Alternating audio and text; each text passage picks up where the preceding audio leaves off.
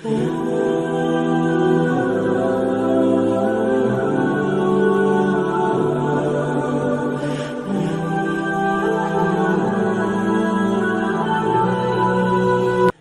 জীবনের চাহিদা যত কম থাকবে সেই জীবন তত বেশি সুখের হয়।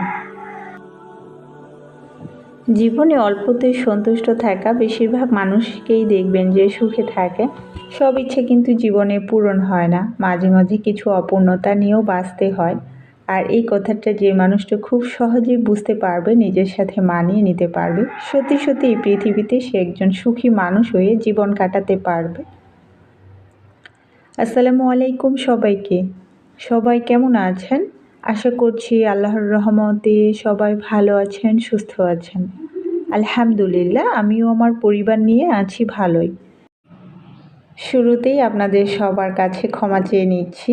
সবাই ক্ষমা সুন্দর দৃষ্টিতে দেখবেন। আসলে কিছু করার নেই, যখনই ভয়েস ওভার দিতে বসি তখনই পাশের বাসার একটা মোরগ আছে, অনেক বেশি ডাকাডাকি করে। কতবার আর থেমে থাকবো। আমারও কিন্তু অতটা হাতে সময় থাকে না যে আমি এই ভয়েস ওভারের পিছনেই পড়ে থাকবো। সব কিছুতেই সময় দিতে হয়, সংসারে কিন্তু অনেকটা সময় দিতে হয়, না হলে কিন্তু চলে না। তো যাই হোক, এখানে আজকে সকালের নাস্তা বানিয়ে নিচ্ছি। আজকে আমি নিজেও জানি না আসলে এটা খেতে কেমন হবে। তো অল্প পরিমাণে তালের রস ছিল, তো সেটা দিয়ে আমি কিন্তু লুচির আটাটাকে মাখিয়ে নিয়েছি। তো অনেক দিন ধরে ফ্রিজে ছিল, তো ভাবলাম যে আজকে তালের রস দিয়ে এটা এভাবে বানিয়ে নিব। তো তারপরও খেতে কিন্তু মাশাআল্লাহ ভালো হয়েছিল, অন্যরকম একটা ঘ্রাণ ছিল। আর তালের ঘ্রাণ কিন্তু আমার এমনিতেই অনেক ভালো লাগে, শুধু আমার না, ম্যাক্সিমাম মানুষেরই কিন্তু তালের ঘ্রাণটা ভালো লাগে। তো এই পাশে আমি লুচিগুলোকে ভেজে নিচ্ছি, আর আরেক চুলায় আমি মাংস বসিয়ে দিয়েছি। আসলে মাংসটা আমি কালকে রাত্রিবেলায় রান্না করে রেখে দিয়েছিলাম।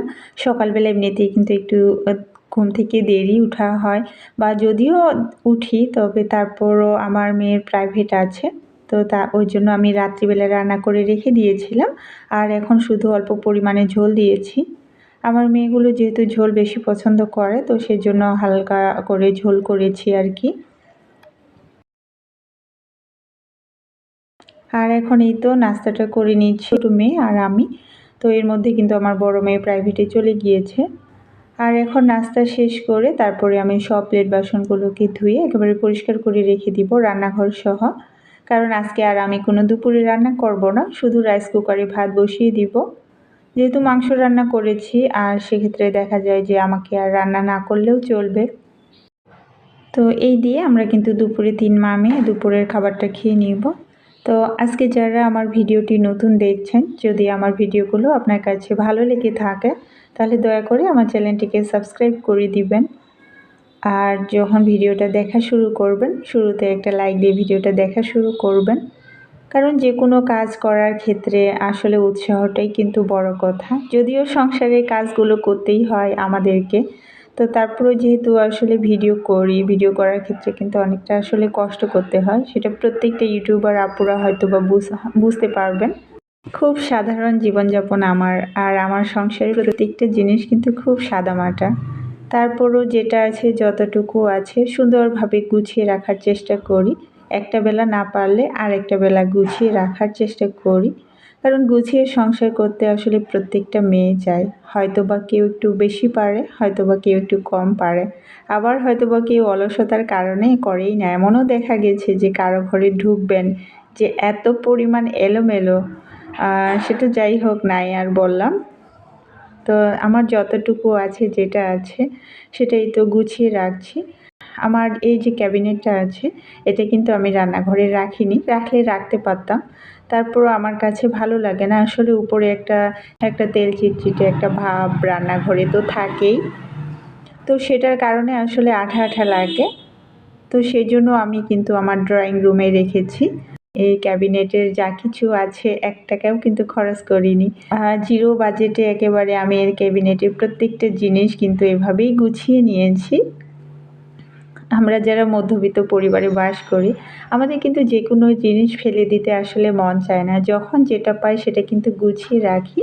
আর এভাবে জমিয়ে জমিয়ে রাখতে রাখতে একটা সময় দেখা গেছে যে সব কিছুই আমার কিন্তু অনেক সুন্দরভাবে কাজে লেগে গিয়েছে। তো যাই হোক, ক্যাবিনেটটাকে সুন্দরভাবে পরিষ্কার করে নিয়েছি। আমাদের পঞ্চগড়ে যেহেতু অনেক শীত, এটা আমরা সবাই জানি।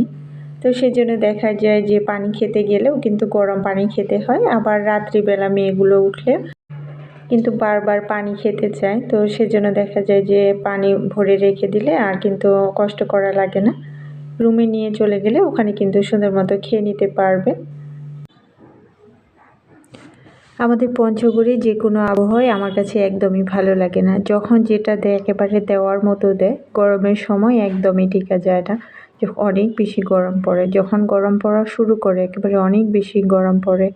আর যখন শীত হয় তখন তো একেবারে নাজেহাল অবস্থা।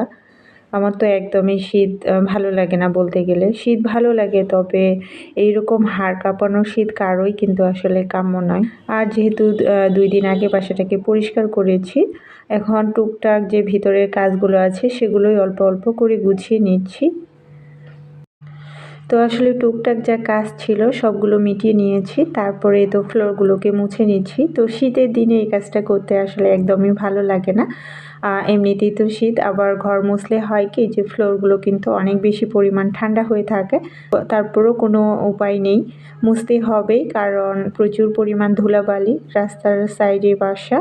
আর শীতকালে কিন্তু এমনিতে অনেক বেশি ধুলাবালি হয়। সেজন্য আমি কিন্তু একদিন পর পর, শীত হলেও একদিন পর পর আমি রুমগুলোকে মুছে নিই।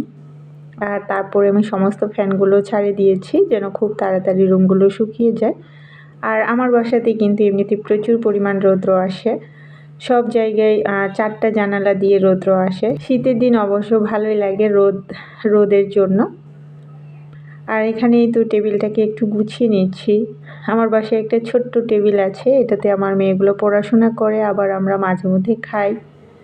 তো এখানে যে একটা ঝুড়ি দেখতে পাচ্ছেন, এই ঝুড়িটা কিছুদিন আগে আমি আমার নানি বাড়িতে গিয়েছিলাম। তো সেখানে আমার নানি বেশ কয়েকটা এরকম ঝুড়ি বানিয়েছে।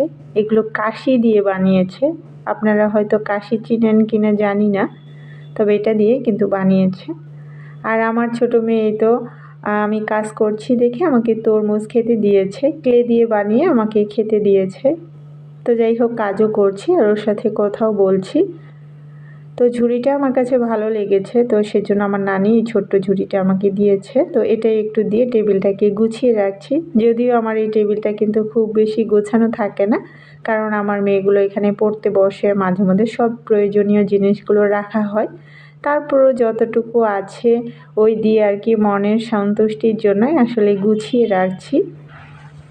তো আজকে আর ভিডিওটা বড় করতে চাচ্ছি না। আর একটি নতুন ভিডিও দেখার আমন্ত্রণ জানাচ্ছি আগে থেকেই। আল্লাহ হাফেজ, আসসালামু আলাইকুম।